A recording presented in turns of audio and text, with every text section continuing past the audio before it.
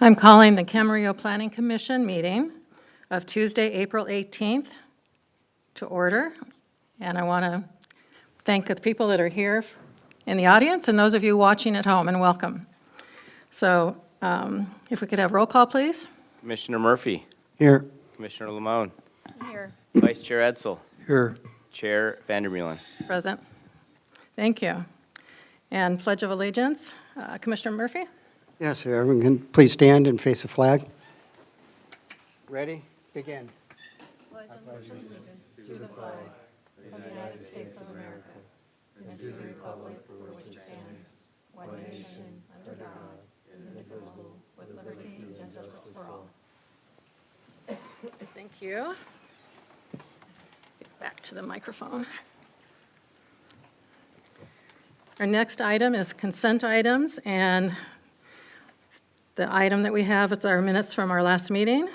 Has anybody catch anything that needed to be changed or was incorrect? I'll make a motion that we approve the consent calendar. Second. Okay, please vote. Okay, and that's all approved. Thank you.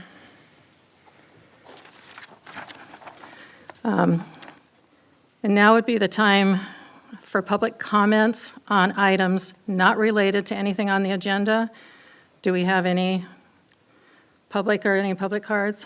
Okay, then I'm just going to skip past that one. Then we'll go to our regular scheduled public hearing items. So we have one item on our list tonight, and could we have a staff report on? Are we going to take these separately, or is it going to be all together as far as the M&D? So it'll be the presentation will include everything, and the presentation will be made by our Associate Planner, Mike Cepek. Thank you. Good afternoon, everyone, commissioners. Thank you for joining us here today. My presentation today is on IPD 405 and CUP 419 at 3,400 Kaitekade. The request is to allow a brand new 62,777 square foot footprint building located in our M1 light manufacturing zone, and to allow an increase in height from the maximum allowable 40 feet in the zone to 46 feet. The project site is currently a parking lot created as part of an approval, a Planning Commission approval indeed, from August 16, 1983. The Planning Commission approved IPD 146, which included a 104,000 square foot building visible here directly to the south of the current project site delineated in yellow. Over time, excuse me, the business operation on the original site changed from office to predominantly storage for Frontier, and this resulted in a substantial reduction in the required parking area on site. As a result, on November 12, 2019, the Planning Commission approved LD 545, which subdivided that lot into two separate lots, thus creating the 3.92 acre parcel subject to today's meeting. The site, visible here from Kaitekade, looking towards the southeast direction. The proposed site layout shows a 62,777 square foot footprint building that will be served by two drive aisles located on either side of the building, both of which will take access from Kaitekade. The building entryways will be in the corner tower elements, with the central portion of the building serving as an employee patio. There will be 100 spaces on site, 100 parking spaces on site, including 17 electric vehicle charging stations, 2 trash enclosures, you can see those here in the back of the building, and complementary landscaping. There's a public art element that will also be proposed subject to a later Planning Commission meeting. The first floor will include an office element to the front of the building, as well as warehousing and manufacturing elements. Additional shipping and receiving offices will be located to the back of the building. The mezzanine level will be dedicated solely to the office space, This will not only be used for administrative purposes, but also for a component of research and development. The development of new packaging solutions is one of the pillars of CPS's business identity.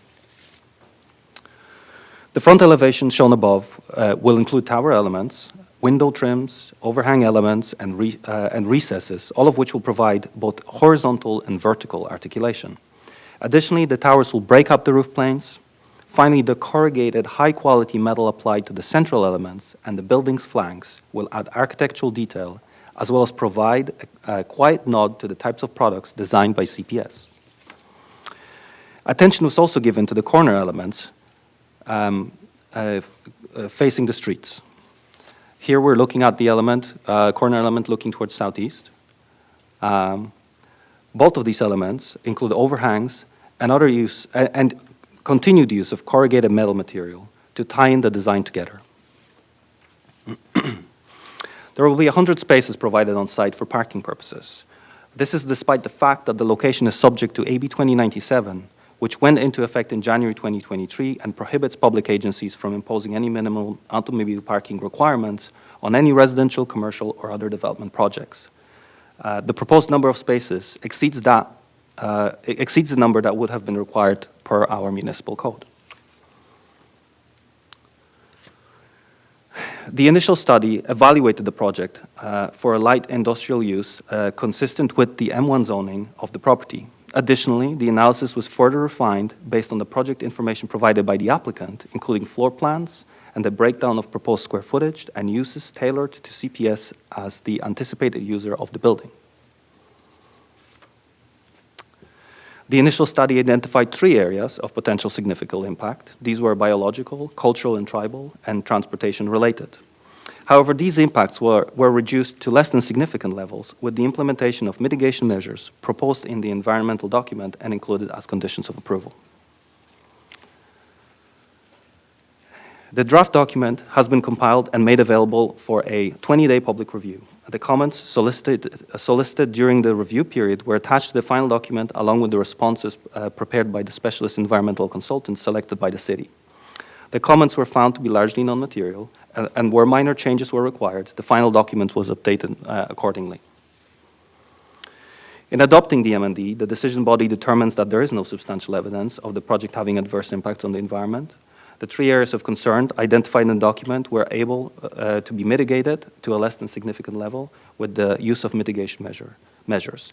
Based on the whole record, there is no substantial evidence of any unmitigated significant adverse impacts. Staff recommend adopting the resolution approving mitigated negative declaration 2023-2. Staff also recommends approving IPD 405 and CUP 419 subject to the recommended conditions of approval. This concludes the staff's presentation. Thank you. So now we can see what commissioners' comments. Commissioner Murphy? None? At this time. None at this time? Okay. I have one comment. You know, this is an existing project within an industrial park that's been there for a long time. So originally, there was an EIR done on the whole area originally, or was that required? I'm not sure whether there was an EIR done for when the prior use was inaugurated. I'm talking about the whole industrial park, that whole When it area was around originally zoned Camarillo? for industrial use. So I can just kind of jump in a little bit. I don't have that information, right now. I'm sure they did SQL review at that time. I just don't know what level of SQL review they did at that time. Okay, thank you. If they had done a CEQA review on that, would have just been basically on the total land use area? Because it would have been before any buildings were built? Yes, it would have been before any buildings were built based on, uses that are allowed in the zoning and proposed use in the specific plan. Okay, area. thank you.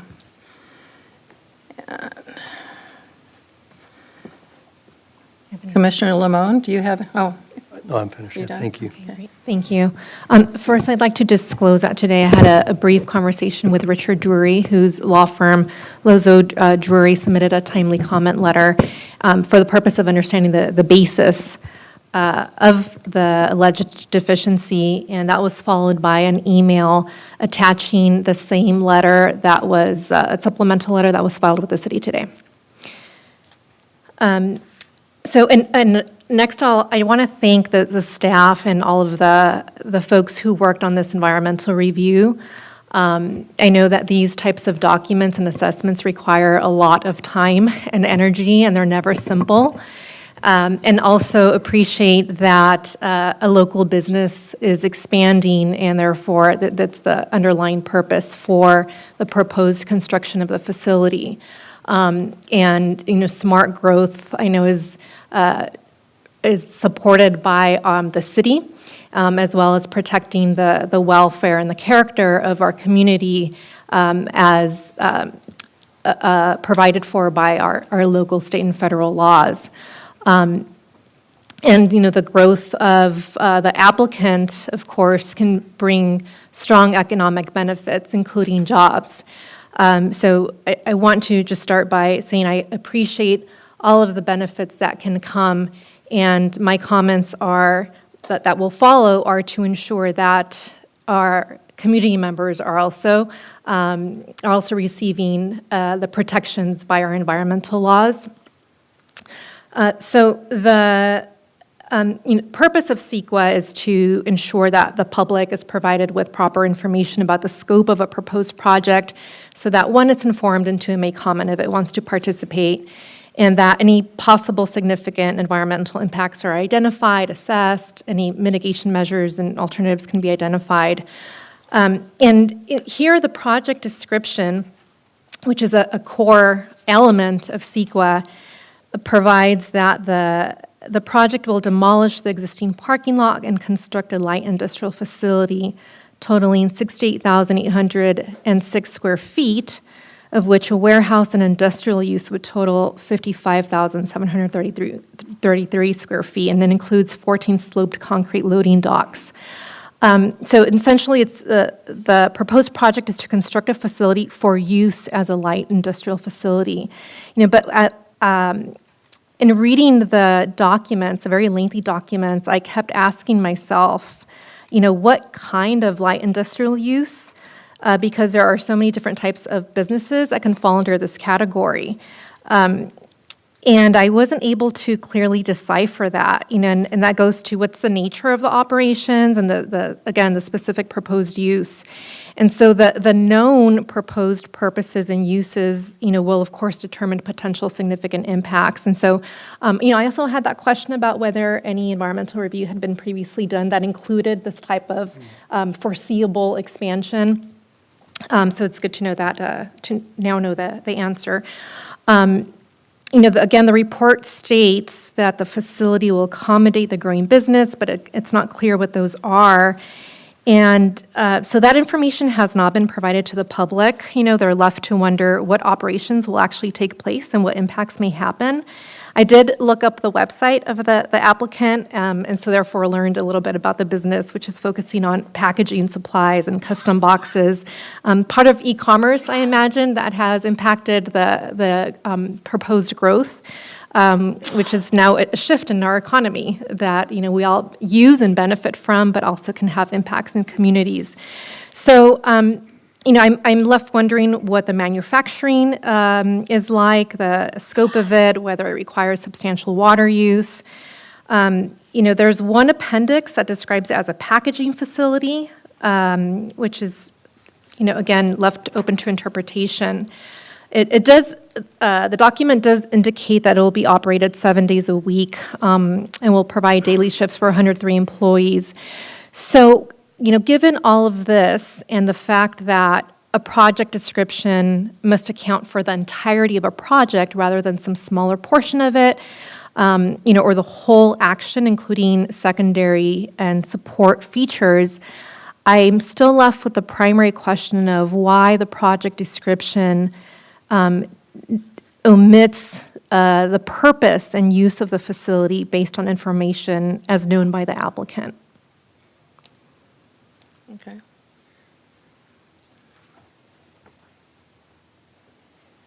Okay. I think this is a question we'll have our consultant, environmental consultant, look at. Good evening. I'm Laura Coffin with Envicom Corporation, the Director of Environmental Services at Envicom. Jessica's project manager on this project. We're both hired by the city, as Michael mentioned, to prepare this M&D. So today we had some calls, discussion with the staff to try to discuss the approach and understand how to present this. So as Michael mentioned, we did have a site plan and details about the project, and those are included in the analysis. Perhaps not mentioned every detail of the operations in the project description, but the goal too was to be able to cover a project that could be housed in this facility and make sure that we have not underestimated any impacts. So in other words, we have taken each issue area, we've looked at the standards used to by the professional groups that support each technical study. For example, transportation uses the Institute of Transportation Engineers guidelines for the use type. They specifically mention a packing facility, and they selected light industrial as the use. In many of the analyses, one has to pick the most applicable category that the profession looks at for that issue area. And the goal is to address things in a sufficient manner and not underestimate impacts. We always have that in mind. So we very thoroughly have looked through in each issue, that's just one example, but in each issue area to look at in detail and make sure that we have justification for the impacts. This ultimately is an industrial building. It's only partly warehouse. It's very clear throughout the document the square footage that was assumed for warehouse, industrial, and office, and how much parking, and that's very thoroughly evaluated. So the goal then was to understand the details, but also make it address a generalized project so that we haven't underestimated any impacts at the project site.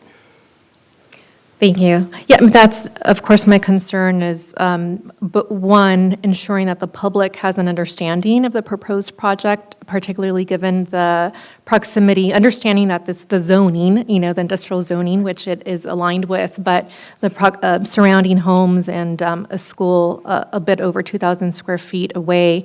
And I also was left wondering, given the increase of e-commerce and the explosion of the logistics operations and goods movement, whether it's foreseeable that additional growth will also happen in this area and there will be cumulative impacts. Again, within the context of welcoming economic benefits and job growth in our community, but ensuring that our community is, understands potential significant impacts and that they are identified and mitigated. So the project description here, has to account for what's known, and we're now talking about the nature of the packaging, and still haven't accounted for the manufacturing. And I think that's required, by CEQA, is to have a full account of the project description. Well, we did have a number of comment letters, and they did address some issues about impacts on the project. The main point one needs to substantiate is whether all the significant effects were appropriately evaluated. And even after reviewing these comments, we've come to that conclusion. And the project has all impacts are less than significant, with only 3 topic areas requiring mitigation measures to reduce them. Also, I should say, on a more individual project basis, the entitlements would allow for placement of conditions of approval specific to the use. I'll let the staff speak to that.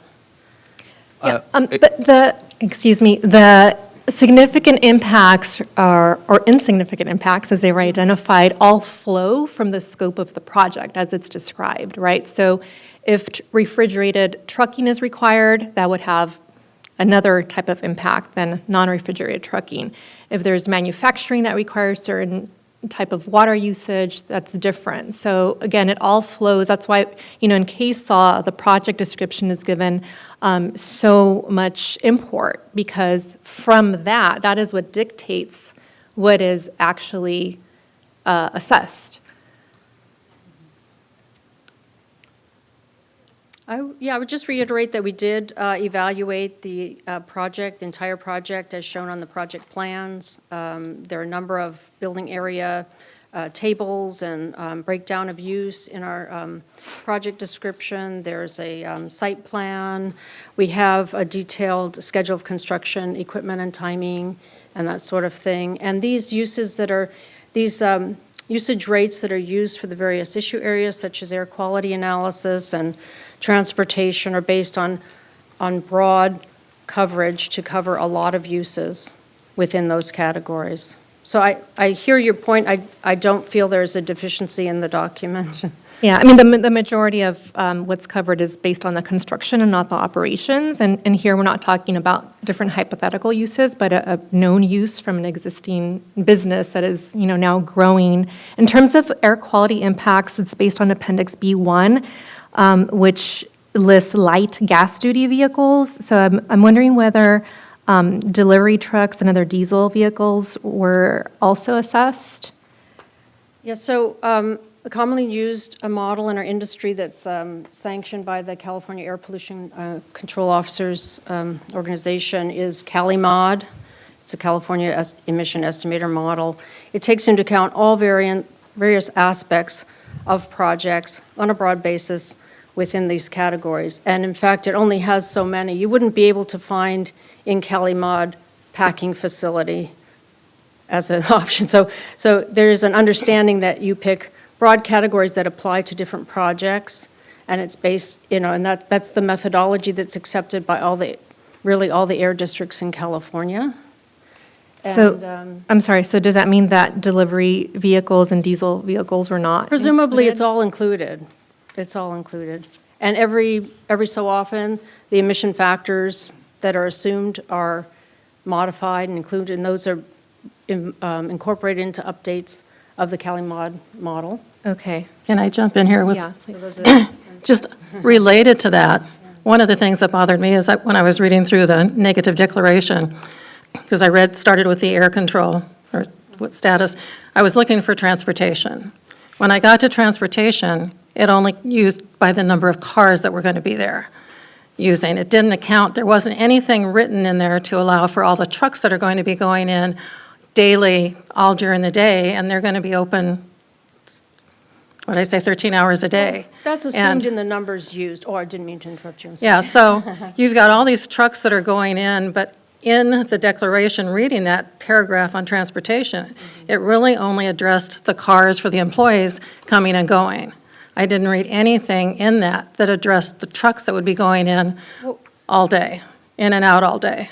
Okay, well, the way that VMT is done is based on, let me get to that page. Based on employee, it's a whole new way of thinking than we did prior, although it begins with the Institute of Transportation Engineers Manual, which tells you the trip issue. But it is based on employees. That's how VMT is done. If there's some specific aspect you're concerned with about the trucks, that can be analyzed separately. The secret checklist has its own direct questions and requirements, just like some issues may be more, probably getting off on tangents here, but some may be concerned about the color of the paint. But if it's not something of concern for the environmental impact, we might not discuss that.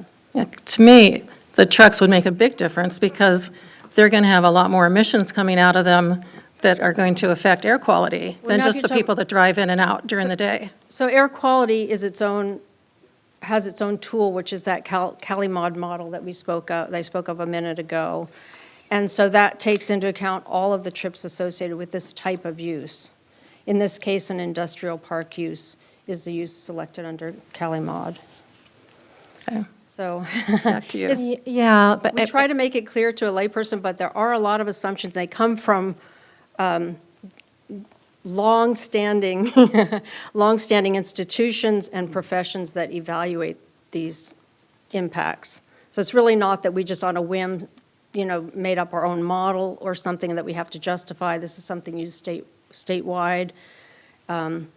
Same with Institute of Transportation Engineers. Their guidance is used nationally, Yeah, I appreciate there are models and guidance that are used, as a regular course. But here, again, we know the specific proposed project and projections, or we should know the projections from the applicant. And here there is an assumption of 8 trucks round trip, 1 per hour in 8 hours. But again, the hours are much longer than that. So, when we have more specific information, the more specific information should be used if it's based on substantial evidence as a standard. And the memo from the State Attorney General on warehouses emphasizes fully analyzing impacts from truck trips. CEQA requires full public disclosure of a project's anticipated truck trips. So in here, again, we're not talking about hypothetical business. So this is, also what is, curious here. So the truck trips would have been included in CaliMod in the air quality emissions model. The state has issued us guidance to use VMT, vehicle miles traveled, as a method of analyzing transportation, rather than For air impacts. Now I'm talking about for two separate things. So for air quality, we use the CaliMod model, which is supposed to take into account all traffic that would be associated with a particular use. Separately, we do VMT analysis for transportation impacts. The state is clear that they don't want to do the LOS analysis as a CEQA impact. It can be done for other purposes, but generally that's not used for CEQA. So it gets a little technical, but the methods used for VMT really relate to employees. Yeah, I'm happy to, yeah. I'm the president of Custom Packaging Supply. Madam Chair, if I may. So right now, the public hearing is actually not open. These are just questions for staff. Right. Yeah. I only have a couple more. Okay. Do any of you want to? No, go ahead. Do you have any other questions yet? I was wondering about the impact to Native American. I know that that's one of the items in the MND. Have you heard from the local Native American communities for this application? I can answer that. So we indeed sent out letters seeking consultation from the local Native American tribes. We've received no responses. We've also sent out notifications of this document being made public to all of the, I believe, 6 tribes we've contacted. We have not had any comments from those.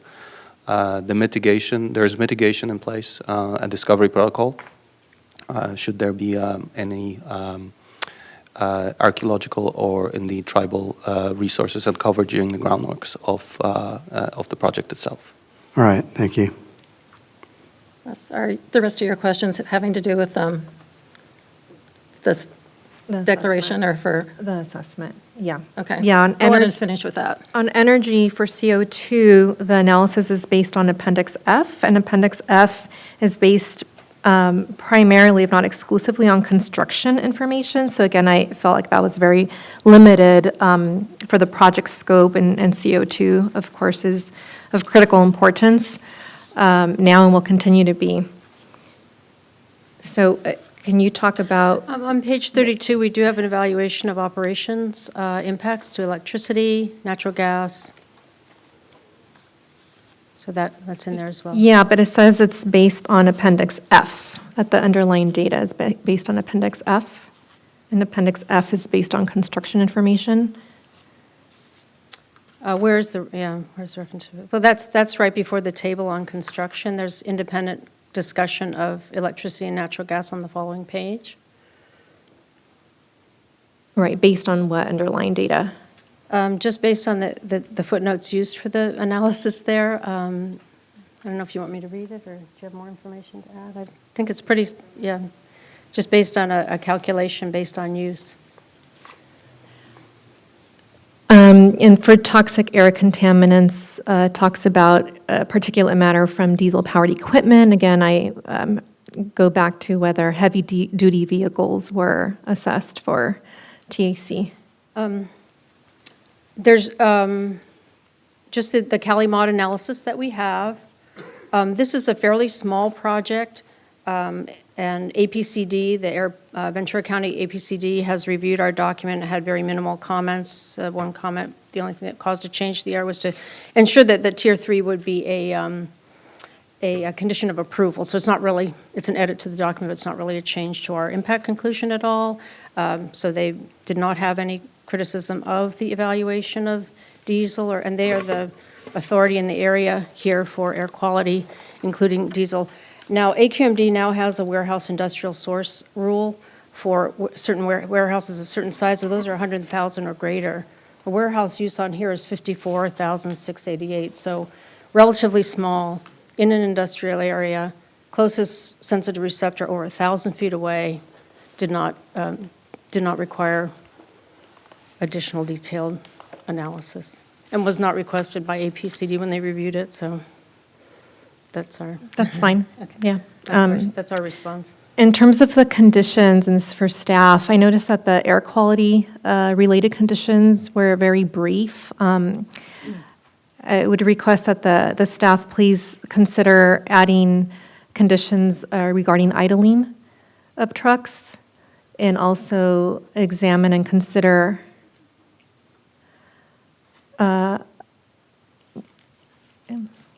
electrical generation or electrical docking, et cetera. Well, yeah, the Air Pollution Control District has a regulatory compliance measure that limits the idling of trucks on construction sites as a matter of regulatory compliance. And the purpose of mitigation is not compliance with regulation.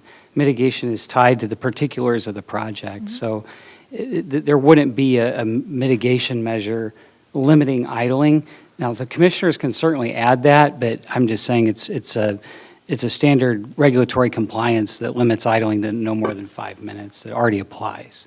I'm talking for operations, again, beyond just the construction phase. Oh, for to limit the idling of delivery trucks. Thanks for the clarification.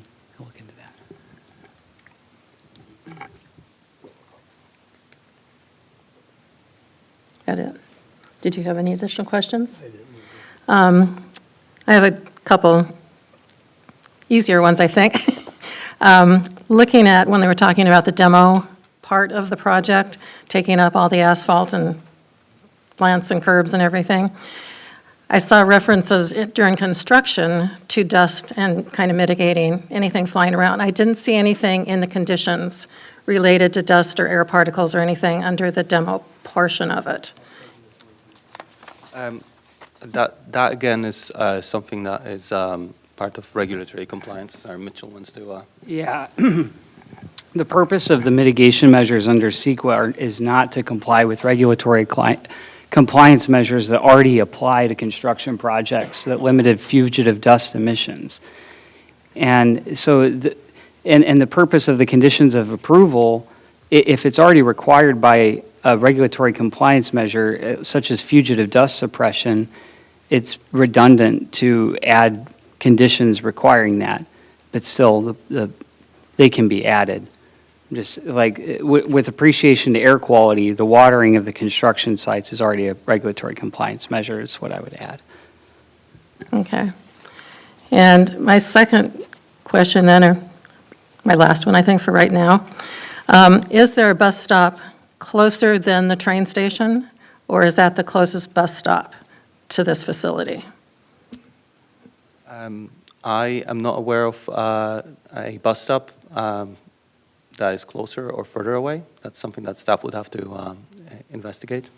Because we're making the assumption that we're less than a half mile believe it is to the train station, bus station. As the crow flies, yes, so. Yeah, but under- if they were taking the bus, then they'd have to do that overpass over, that walking overpass over the bridge, and then walk quite a ways before they got there.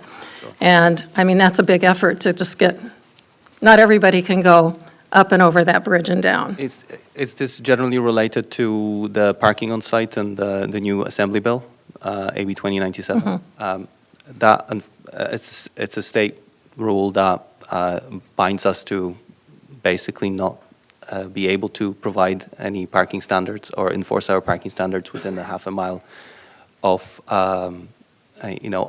any project and a good quality transport link. In this instance, Camarillo has only one of those. This is the Metrolink station. I will highlight that the applicant, although was technically not required to provide as much parking as they do, they still, in fact, exceeded the standards that the city would have placed upon them should they have been outside of the half-a-mile buffer. So the site, I believe, required, based on the uses, 83 parking spaces. The applicant's providing 100, including 17 EV charging spaces, which I do believe also might exceed the building code requirement, although we would defer to our building code officials when they do a plan check thereafter, as well as obviously all the larger stalls for handicap vehicles and such. Yeah, I was just kind of reading trying to stress the fact of, like carpool sharing or taking the bus or taking the train or something. And even though you're within or less than a half mile, taking a bus or a train might not be physically possible for some people to get from that point I entirely appreciate to that. the facility to work. As someone who grew up in a city in Europe, I entirely appreciate that. I mean, just, that was my point. That can't really totally apply here because maybe it physically might not be possible.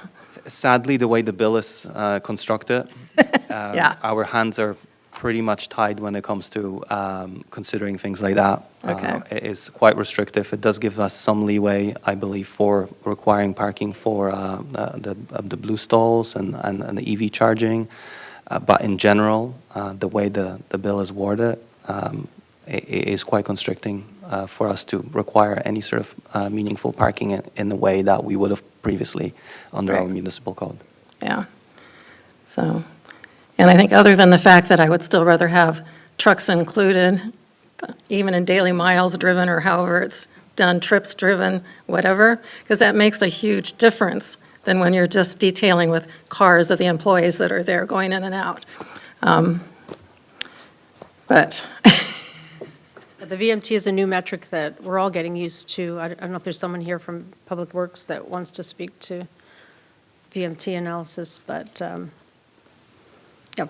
It's just- well, using that would be fine if you're also including the trucks going in and out too. Not just cars. So that's, I think the rest of my questions, a few left, will be for the applicant. So are there any other questions? Okay, thank you. Thank you very much.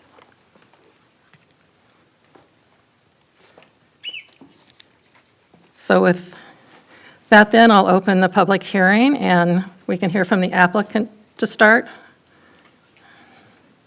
Correct? Thank you. Good evening. My name is Bill Gannon. I'm the president of Custom Packaging Supply. Just listening in, this is the first time that I've been in a public hearing and first time that I'm provided with the opportunity to build a structure like this for our company that we started 17 years ago and moved into Camarillo, I think 16 or 15 years ago. And so there's 12 loading docks on this building because I have 12 semi-trucks. And I know that you're concerned a little bit about the traffic. I have 3 facilities in the Technicolor complex directly across from the original Deckers building that Amazon resides in now currently. And this is our first company-owned building that we're looking to construct for our company as a flagship for our company. And have moved most of our staff, but not totally vacate the Technicolor complex. I have 3 buildings there. I just signed another 5-year lease on the largest of the 3. And my intent is to move the other 2 buildings into this building, simply because of the sheer rent increase that my landlord has increased my company's rent. The trucks that would be going to those 2 facilities that will be moving into this facility would be traveling to this facility, rather than keeping those 2 facilities and then having additional vehicles come to this facility. I own a modern fleet of brand-new Peterbilt 579s that you've seen on our company website that I'm very proud of. And they're all CARB-compliant vehicles with diesel exhaust particulate filters. They automatically turn off after 5 minutes of idling at our customers and at our facilities. So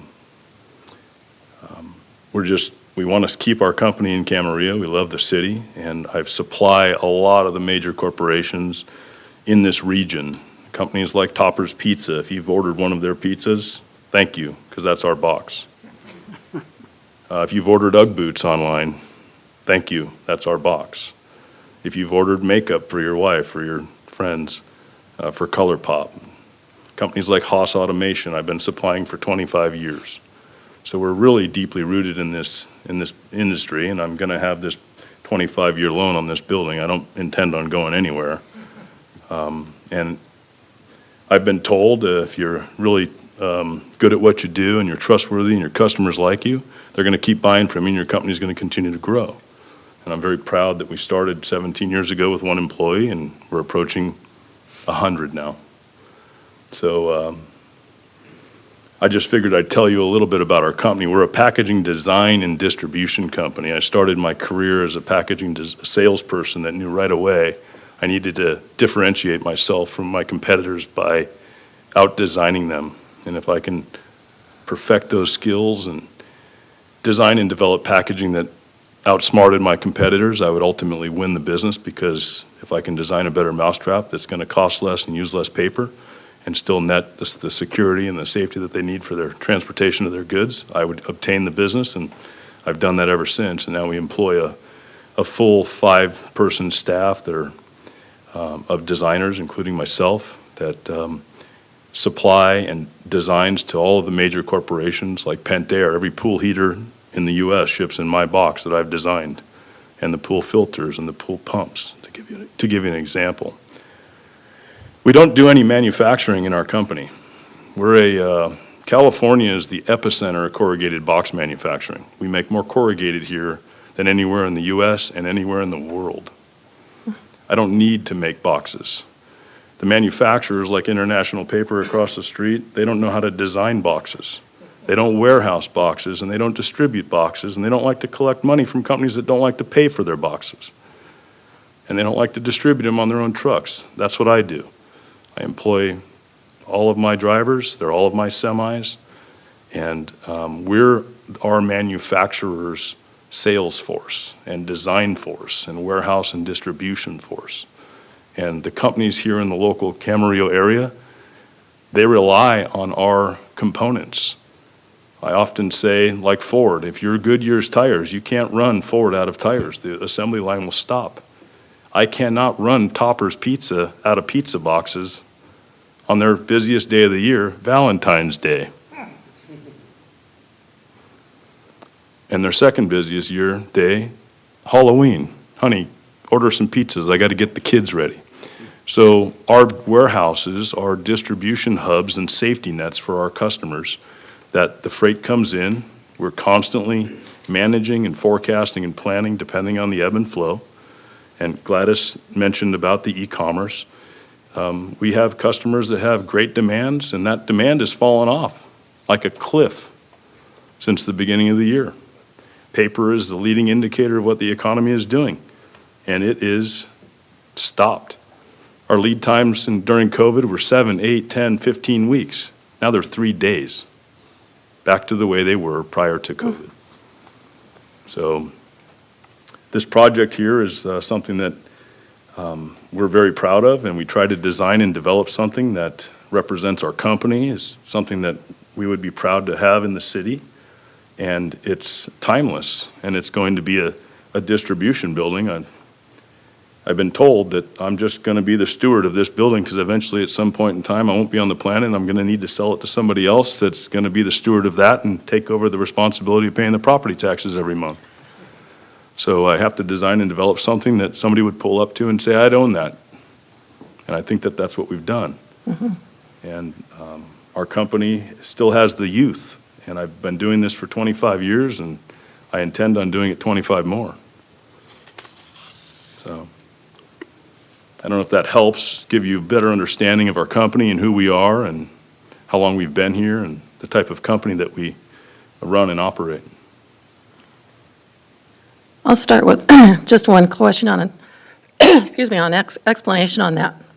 So you don't make the boxes. Nope. So do you receive the products that need to be packed and pack them and then send them out? Or what's the cycle of what you do? This item right here, customer manufactures it, they bring it into us for a packaging design. We design and develop the prototypes in our design center using all of our expertise in Artios CAD system and our Kongsberg CAD table. We're a certified drop testing lab, so we'll drop test and certify the design that we do within the facility. We're also an ISO 9001 and IS 9100 certified company. We supply AeroVironment in Simi Valley with all of the containers that they ship the drones to Ukraine in right now.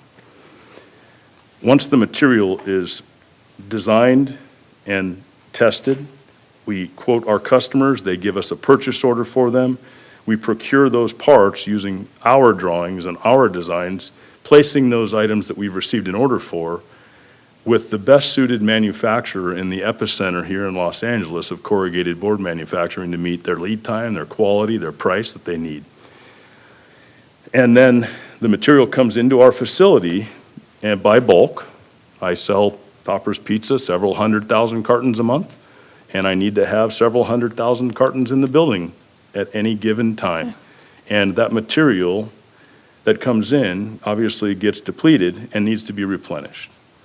So we're continually working with our base of suppliers and our customer service staff of 20 that's very skilled and has a long tenure in the business that are very high-paid individuals. Keep that material coming in on the regular so that we never run our customers out. Farmer John told me many years ago, Bill, I'll give you one order. If you ever run me out, it'll be the last one you're ever going to get. Because they have $2 million worth of pork on the line that's fresh, never frozen.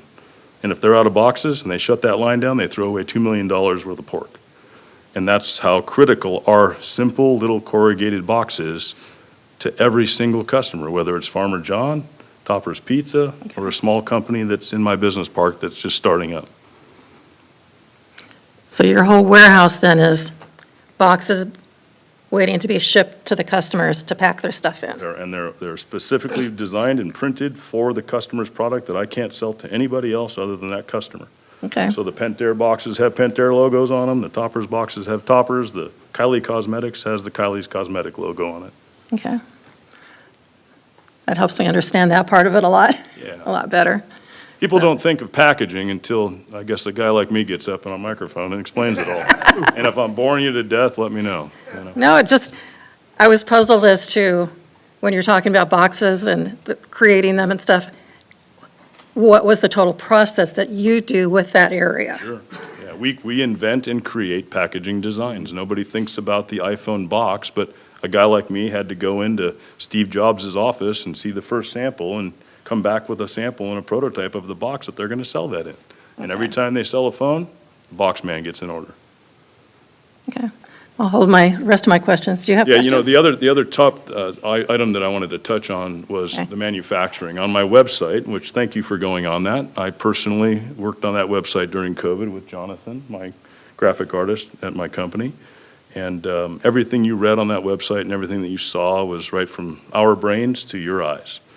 And every word, every vowel.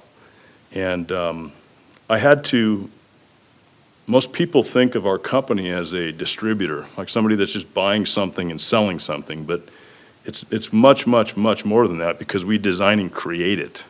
These aren't red bricks, we have to design and develop it. But I wanted to emulate or let customers see when they go on our website or potential new customers or companies that are considering moving their business to us, that they see the manufacturing process on the website so that they understand our alliances with our manufacturers.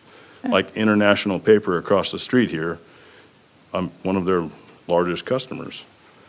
And so, they're shipping from, my trucks are picking up the material, and they don't even own trucks. So my trucks pick up the material and bring it to my warehouse. Okay. Any questions? All right, well, thank you so much for the summary of your business. I know so much more about what you do than I did 10 minutes ago. I also, It's my first time. So. I also am a bit hungrier than I was 10 minutes ago. If you could clarify again the number of trucks. I think you mentioned 18 trucks, and then two others. Would there be a net to your business that you're retaining plus the new, or how does that work? Well, this particular facility being 3.92 acres, the building is fixed on its size based on the lot and the square footage I assume that the city would allow. I look at a lot of buildings that are constructed that I was considering buying rather than building, and they're functionally obsolete from the get-go. People that buy and build spec buildings that don't actually run businesses out of them like mine, you can't get anything in or out with 2 or 3 loading docks. And my business it's high volume, but it's bulky. So, you pull up a truckload and you unload that truckload, you have to put it on pallet racking, and then the customer takes it by the day or by the week. So my thought was, a big building like that, if we can go taller, because the building is limited to square footage, I don't pay for cubic footage in the building, I pay for square footage. So if I had to rent a building, I'd want to rent a 100-foot tall building. And all the big companies like Haas are building 40-foot clear high. So 12 docks with 2 ground levels. I have my 53-foot tandem axle day cabs, and I have bobtails, which are 26-foot straight trucks that just require a CDL to drive rather than a Class A license. So I have 2 ground level doors on this building for getting freight in and out of the building that comes on a flatbed occasionally, and then 12 loading docks, which is our primary business. So. Okay, so to clarify, you don't have a net increase in trucks over what you have now. You have 12 trucks, and you will continue to operate 12 trucks. Correct. All right, thank you. And my thought is I've driven electric Teslas, so I have 2 of them, and I've driven them for 5 years. As soon as Elon gets electric semis out, I'm buying them, because I spend $25,000 every 200,000 miles on diesel exhaust particulate filters on brand-new diesel trucks. And I've spent $250,000 already on replacement diesel exhaust filter trucks every 200,000 miles. And, my Teslas, I've never stopped for a gallon of gas. Yeah. So, we're a green company. We do corrugated. Corrugated is 100% recyclable. It's sustainable. So we've been green since I got in the business in 1995. Okay, That's it? that's it. Okay. Questions this way? Yeah, I thought it was interesting, too. I learned a little bit on that, and I appreciate that. But it just sounds like you're taking, where you're renting other buildings, you're just going to move it into a new building, so it's no change in the effect in the area at all. Half of my company fits in this building. I have 3 buildings now, but when this is constructed, I'll move out of 2 and move those 2 into that one. And then there's going to be additional room for growth for square footage, but also height. Yeah, great. Okay, thank you. Thank you very much for all of that information. Interesting and valuable for our consideration.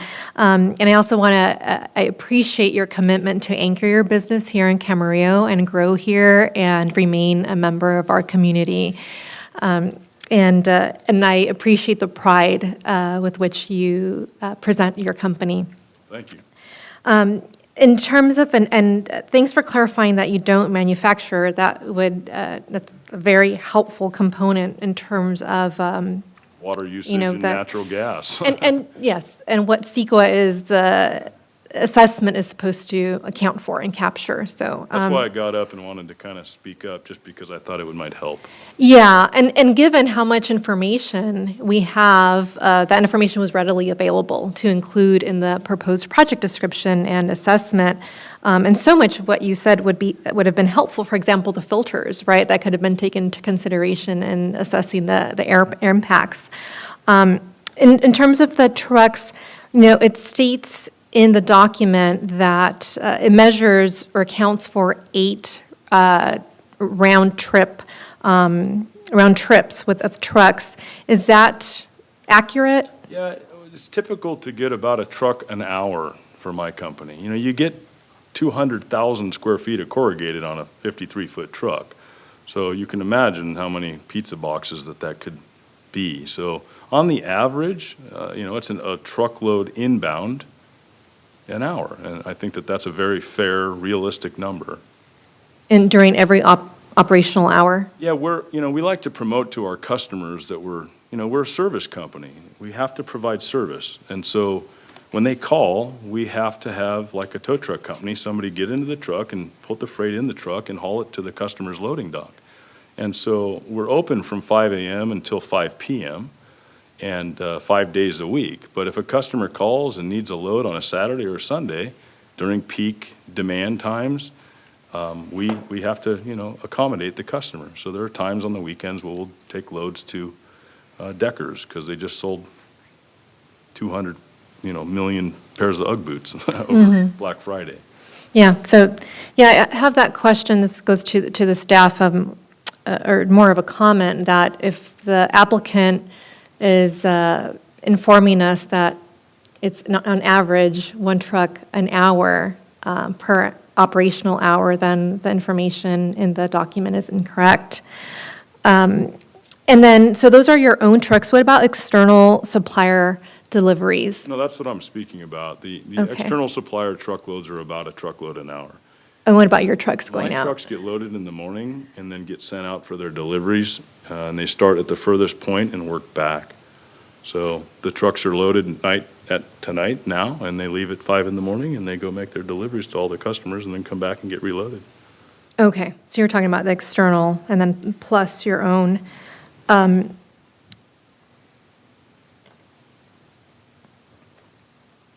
And for the construction of this facility, again, going to the economic benefits to our local community, do you intend on using local union labor? Do you have any sort of projections on the actual construction? Well, because I'm going to be the building owner, the developers are here, they're going to be using their companies that they use to construct the other 25 buildings that they've built in the city over the past 20 years that I'm aware of. But I think that's a question that maybe you guys can answer. Developer, real quick. My name is Bob Getch. I'm the technical applicant. In terms of construction, probably the majority of our workers will be union. The concrete tilt-up guys, the electricians, won't be entirely union. In some cases, just because the subcontractors out here aren't union, so we can't make them be union. But anyway, we do our best. Thank you. But if they're a subcontractor, the contractor that they're working for is unionized. In some trades there are, like concrete, electrical, some they aren't. So these days, it's hard enough to get any subcontractor. I was just thinking that if it was a subcontractor, that they would be working under a contractor that would be unionized or. Yeah, our general is a signatory, but the subs can be union or non-union depending on the trade. Okay. Great. Those are your questions.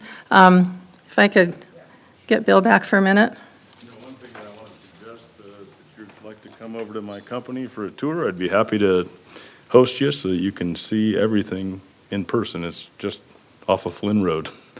So. It does sound definitely, I didn't understand. I was trying to imagine and see different thoughts. It could be this, or this, and I didn't know. What I read somewhere was that you were doing 13-hour days, 7 days a week. That's not the case. Okay. But are you still doing like either 12 to 13-hour days? Sounds like from what you said. My morning staff, my drivers come in at 5 a.m. and they time out 8 hours later, and so they'll be out of the vehicles and back on the docks by 2 or 3 in the afternoon. And then my office staff, customer service, sales, design, accounting, HR, they come in typical hours from 9 to 5 or 8 to 4. That's what I was leading to in my question, in that if there's 100 parking spaces, of which those some are EV parking places and such, and if you did build up to a staff of 103, how many hours would that be full-staffed Well, during the day? This building only holds half my company. I just signed another 5-year lease at the complex at Technicolor, so half of my staff will be staying in those locations with the 100 parking spaces we have there, and the other half will be in this facility. So when I read something, like approximately 103 employees, that's between both facilities? Yeah, it's my total company. My Okay. company doesn't fit in this building. It's just we're building the largest that we can for the space. Okay, And the location I love. I started my company on Calle Tecate in the Bender building. And so here I am back on Calle Tecate again, just on the other side of Flynn, which is right, a nice sign for me. yeah. It's a beautiful, quiet street that is 1 second off of the freeway off-ramp. It just couldn't be better. No, it is a great location, Yeah. so. Thank you for the invitation for the tour. Please, it would be worth your time, and we can make it as quick or as long as you'd like. Like you said, I'm very proud of it. I'm a master at my craft. I'm not practicing anymore, and I give one hell of a tour. Sounds good. We can get pizza, too. That's for sure. Maybe if we take the pizza box in the to Toppers Toppers, they'll boxes. just fill it for Next us. time that you're at Toppers, you get a Toppers pizza box. When you're done with the pizza, flip it over, and you'll see my company's logo on the bottom. Okay, And then Rusty's Pizza we're starting to make their pizza boxes as well right now, so that'll be another nice addition. okay. Thank you. All Anything right. else? I think looks like that's all. Thank you. Let me see. We didn't do a motion to open that part of the public comments. But now do we need a motion for this? Okay. Okay.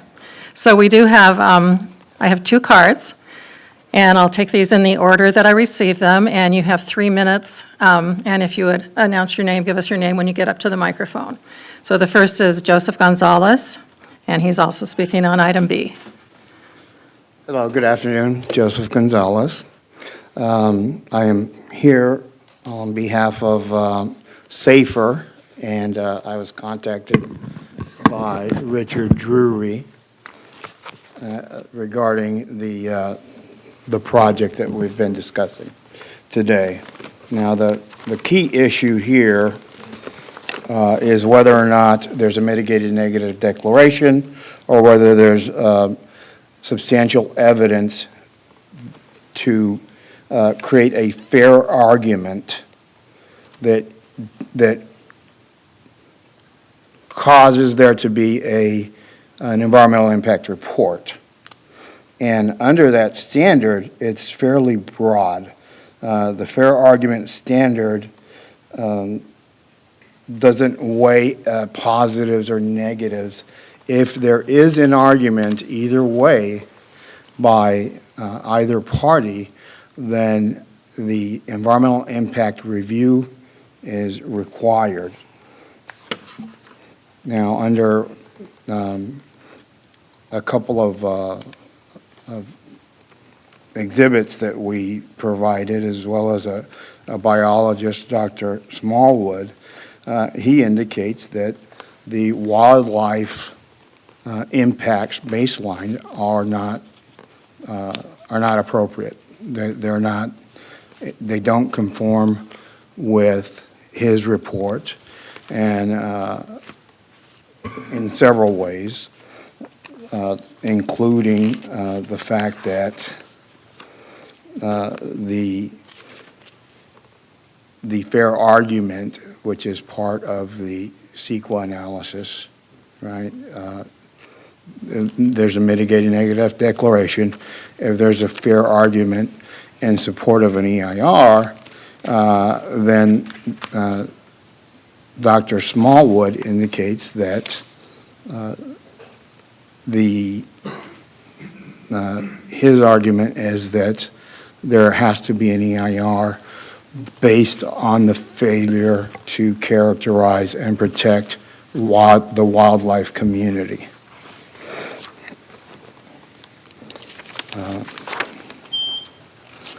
Additionally, are we 26 seconds left? Yep.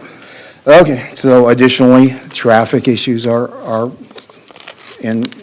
considered in the document, bird surveys, and finally, again, we are concerned with diesel fuel emissions, and all of those things need to be brought out, and an EIR is appropriate in this particular matter.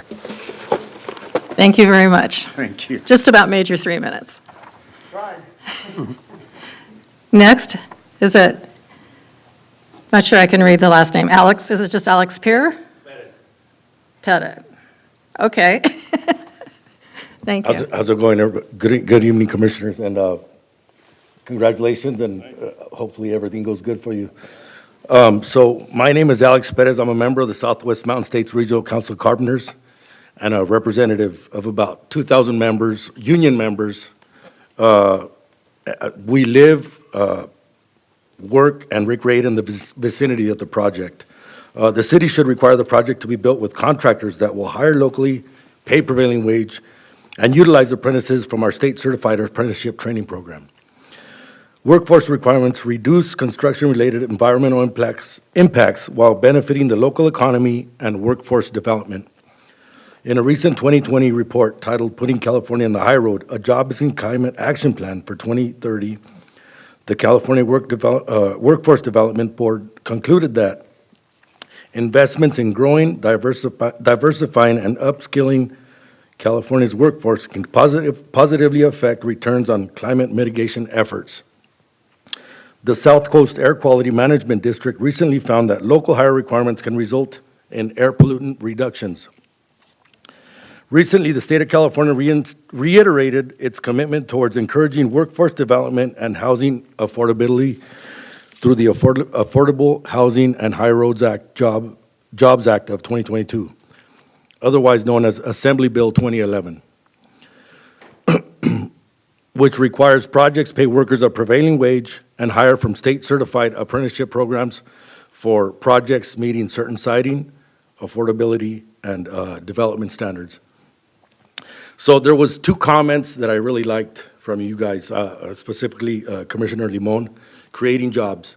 So as the end user, you're creating a lot of good jobs for the community. As a carpenters union, we have a career connections program that we're working on bringing into all the high schools from San Diego up to the borderline of Northern California. And we're trying to get this trade into our high schools and bring in the 60% of students that do not go on to a career. As we know it, there's 40% of the students go on to a 4-year university, get a degree, and go on to that field of work and work in that field. What about the other 60%? So we want to get our career is $100,000 plus a year with benefits. So the kids start a family, they have benefits, they have, we all know what the medium or blue collar is now. It's non-existent. So, if we're having these good companies and developers come into our area, they should hire locally and use skilled and trained workforce. Thank you for your time. Thank you very much. So with that, I think we can close the public hearing and go on to our comments. So, who wants to start? Give it a shot. So, on the 2 last commenters, they had letters in from the M&D responses, and the city provided responses to those responses. I don't know if they've had much time to respond to those, but I did read through the city responses, and they made sense to me, and I hope that they are acceptable. Beyond that, I see this project as an improvement over the existing conditions for this particular company. They're a success story, and they have outgrown their current space, and they're responding to an increase in rent that seems untenable, and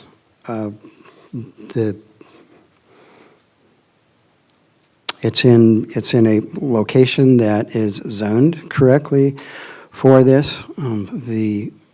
The owner this evening came up and went into great detail about what his company does and manufactures and doesn't manufacture. So I feel as though I can support this project. Okay. Yeah, I also thought the city adequately addressed some of the comments and concerns along with the testimony tonight from the applicant, and there's really no change of usage there. It's in an industrial park that's already been improved and operating, and he's just moving his existing operation to another facility. And also, I'm impressed, it seems like the applicant is environmentally responsible already on his own.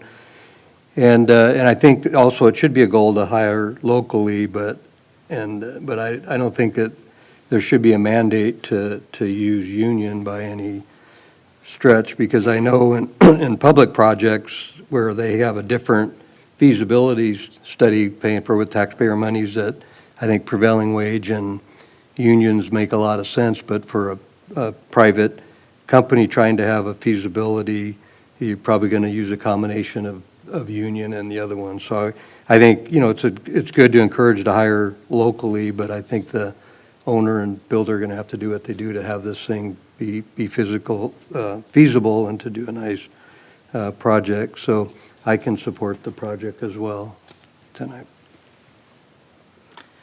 Commissioner Limon?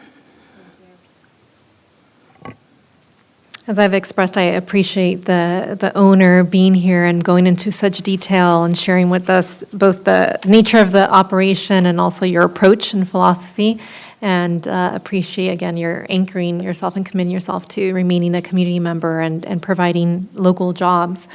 And it's absolutely aligned with the zoning. Aside from what the owner and the applicant are doing and providing, the city does have its mandate under law. And, I think it unnecessarily fails to properly describe the project, given how readily the information is available, not requiring so much detail as we were able to enjoy.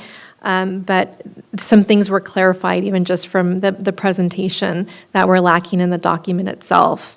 And, there's a question of whether the accuracy of the truck trips and assessment, and that shouldn't be, docked against the owner and the applicant. In terms of the construction, I do have a question. I want to appreciate Mr. Bettis coming to provide comment, and also appreciate the targeted outreach to youth and providing opportunities. It's so important, and so thank you for your investment in our local students.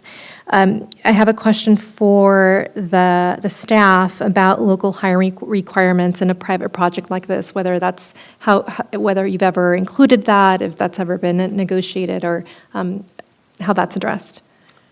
We do not have a defined policy as a city to require construction be undertaken by private developers with the use of union labor. If that's something that the city wants to look at a higher level. Okay, I understand. Thank you. You're done, okay. For the most part, I mean, I think the building's great. It's a good project, the location obviously fits.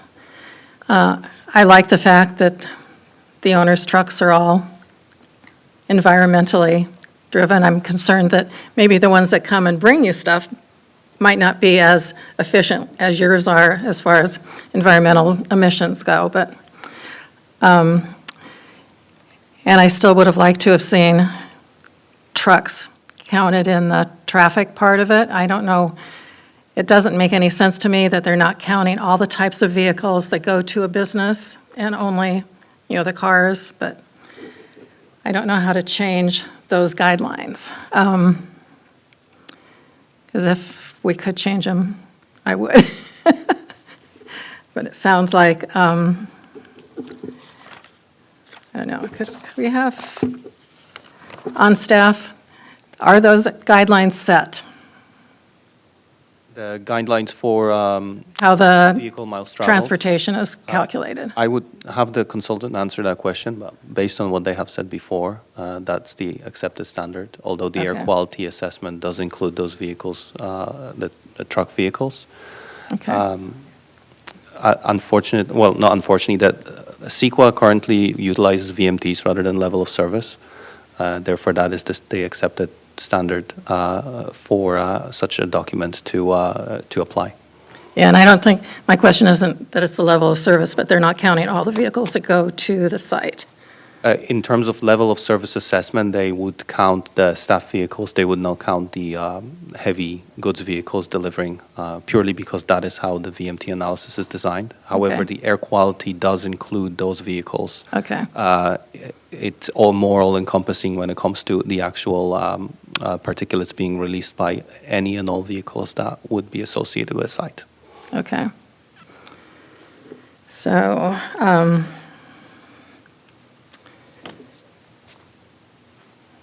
trying to think what else I had. For the most, yeah, that was my one concern as far as things not being counted with as large of impact as they should. The project itself is a great project. I love that the owner very conscious about environmental issues, and I'm pretty sure that a good part of the trees will be replaced, even though they're taking out, I think, like 48 or 46 trees or something like that. Yes, I can answer that. The applicant will be required to provide a landscaping plan. The landscaping plan is going to be reviewed by the city, all divisions, including Right. Public Works and ourselves, as well as our landscape consultant. We do have landscape and irrigation guidelines that are adopted by the council, and the applicant's going to be expected to meet those, both in terms of the intensity of watering, the type of planting. Given the drought situation, even though we had these record rains, we're still very much requiring drought-tolerant landscaping. So there is going to be, just at this stage of the project, it is not a requirement to have a fully formed landscaping plan because Until later. it goes through quite a review, sometimes 3 or 4 reviews, which take 2 weeks at a time. Okay. And that is something that conditionally is ensured to happen post potential entitlement. I doubt that they'll be able to put that many trees back, though, because of the size of the building. But they will, as long as they put as many as they can. So that'll have to suffice on that.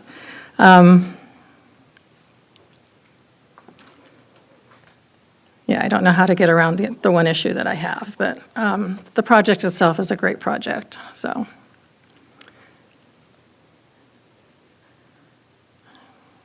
Let's see.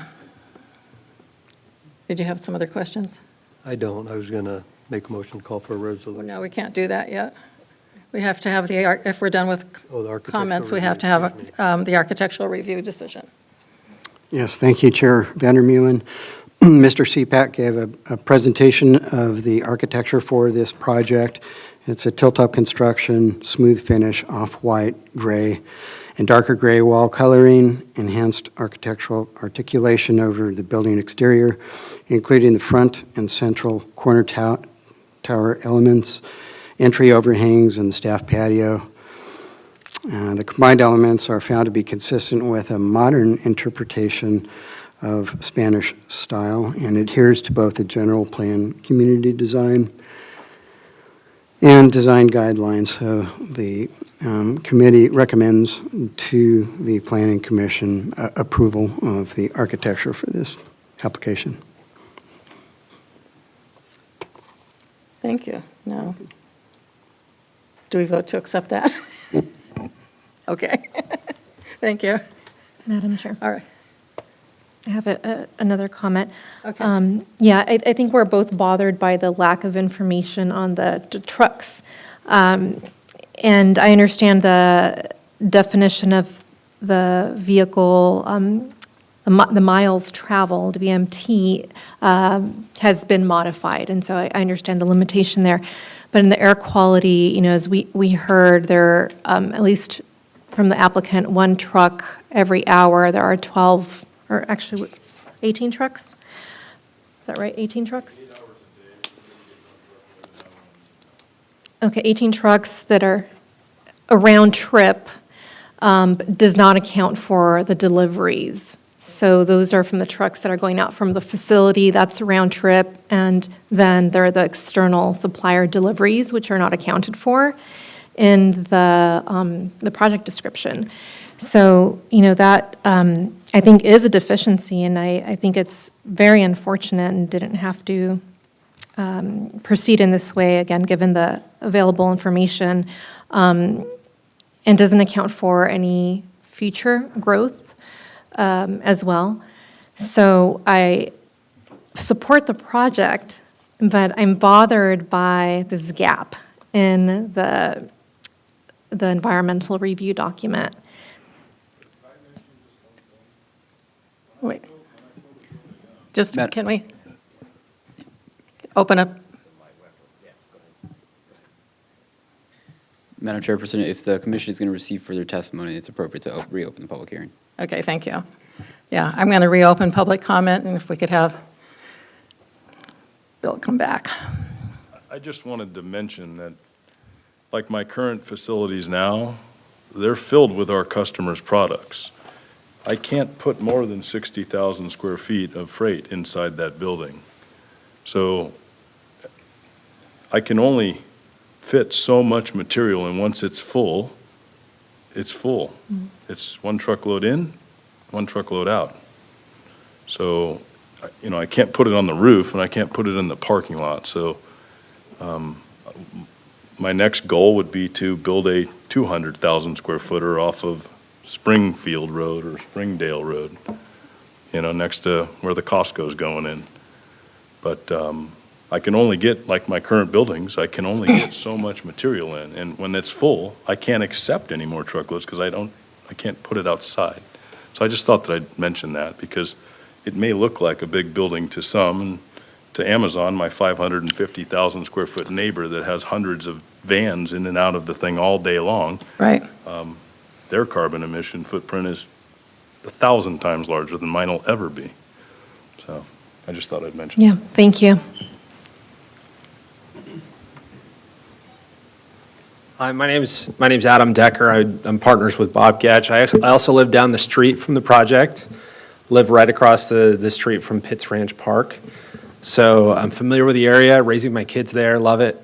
I just wanted to speak to the question that's been raised about the CaliMod methodology used to calculate the emissions. So I brought it up on the CaliMod website, which has been stated many times that this is sort of broadly accepted, not only among CEQA, but across the state, statewide. But the point it makes in its criteria is that the number of trips and the trip types is actually a derivative of the land use. And so because this is a light manufacturing building, that figure contemplates the number of, industrial trucks going to the site.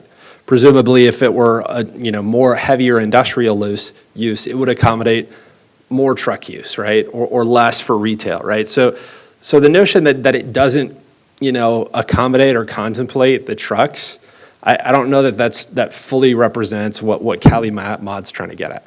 So that's all, I just wanted to bring that up. Thanks. Thank you. It's a little more clarification as far as the air quality part of it. And we've also already been kind of explained to us that the air quality is totally different from vehicles traveled under the traffic part of it, if I've got that right. Is that correct? Okay. Have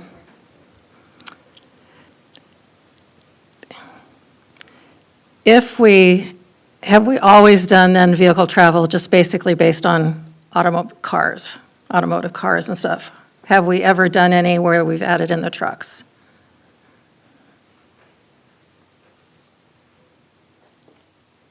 I'm just wondering if it would really make very much difference at all, as far as the outcome. Just if you could clarify this for us, Chair, you mean in the CEQA context? In the CEQA, as far as the traffic, under the traffic numbers. Have we always used VMTs? That's for CEQA analysis. I believe that wasn't always the case. This is a relatively new development in CEQA practice. I think our consultant will know best, or even one of our on-staff specialist, CEQA analyst. Mitchell here, but I believe previously level of service was used. Yeah, that's correct. And the traffic study that's appended to the M&D analyzes impacts both under VMT and level of service. So it really does both. But I think the chair's question is, has VMT ever accounted for delivery trucks, not just the vehicles used by employees? And I think that's her question. And my understanding is it hasn't, because they're different metrics. You have to look at what impact is being analyzed. Under transportation and CEQA, under SB 743, you're really looking at VMT to reduce the impact of employee trips. And what the MND does is it looks at the impact of those truck trips with respect to each environmental factor affected. And I think what's difficult is, for a common reviewer, it goes into detail with respect to the truck delivery impacts for each type. For noise and ground-borne vibration, it goes into those levels of detail. For air quality, it's all a function of the square footage of the proposed facility, as the commenter observed. And for greenhouse gas, it's also factored under the Cali Mod emissions output. But to answer your question directly, Chair, I have not seen truck impacts analyzed under VMT, and here is why. Because the driver of the trucks is an employee, and the impact of the driver is factored as under the employee VMT. So the impact of the delivery trucks is really project impact specific: air quality, GHG, noise, or traffic. Just to follow on what Mitchell's been saying here, again, the function here is between the type of land use and square footage.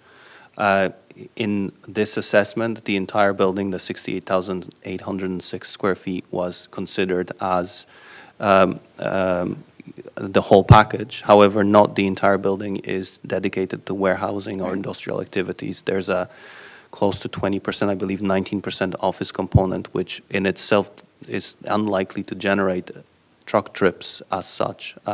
Instead, it of course generates a little bit more traffic when it comes to employees, because offices tend to have more employees than warehouses. However, that, as Mitchell's expertly explained, is already analyzed under the vehicle miles traveled section.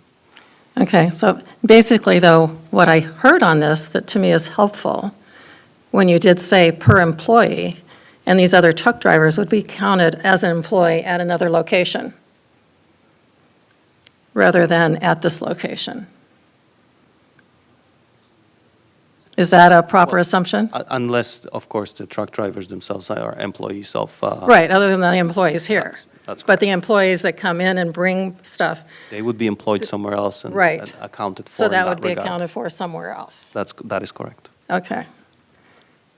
That helps me as far as the numbers, that I'm reading and looking at and understanding how it's accounted for. Any other questions? Okay. Then I'll call for the resolution. Oh, that's right. I have to close the public hearing again. Thank you. Forgot we reopened it. I was listening intently there. Thank you. I'll call for the resolution. Okay, so we have two resolutions, and we'll do them one at a time. The first resolution is number PC 2023-11, a resolution of the Planning Commission of the City of Camarillo approving mitigated negative declaration 2023-2 for an industrial plan development permit 405 for the construction of a new 62,777 square foot industrial building with a 6,029 square foot mezzanine and a conditional use permit for 19 for an increase in the maximum building height allowed in the zone of 40 feet to 46 feet, located at 3400 Calle Tecate within the light manufacturing zone. Okay. Now, I'll make a motion to waive further reading and vote for adoption. do we have I'll a second. Okay, we have motion by Vice Chair Etzel and a second by Commissioner Murphy. So please vote.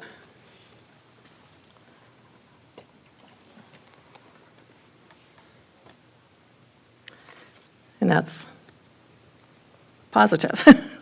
All in favor, which is very nice. So that'll go forward. It was a lot of work. It was a long night, much longer than we anticipated. But before I quit, we will have our directors. We have one more resolution.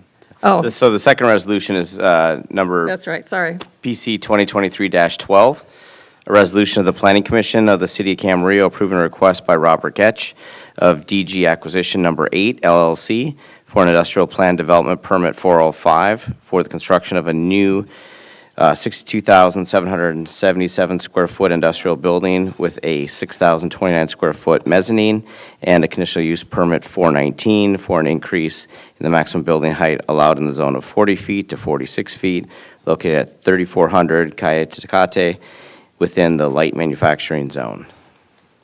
I'll move to waive further reading and vote to adopt. I'll second it.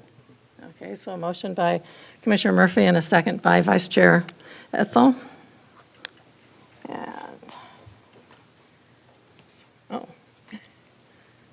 And that's a positive on all four.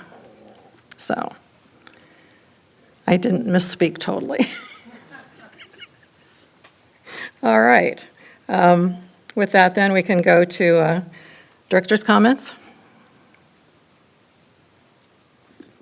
Yes, so for my report tonight, I just want to mention that we do have a couple of more planning commissions meetings coming up in May, on May 2nd and May 16th, and we have items tracking for both those items, or both those meetings, excuse me.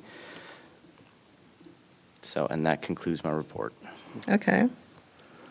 I do want to thank everybody that was involved tonight. Staff has really been working hard on this, and I thank you for all the extra comments and time and listening and being patient, as well as the applicants. We had a lot to say as far as, I know I had questions having to do with a negative declaration, and we've got somebody that's very knowledgeable in that respect. And so it really brought a lot of education to me tonight. So I'm really enjoyed the whole process and learned from it. And I really do want to thank all of you for your patience and all the work that you put into it. So thank you. And with that, we are dismissed.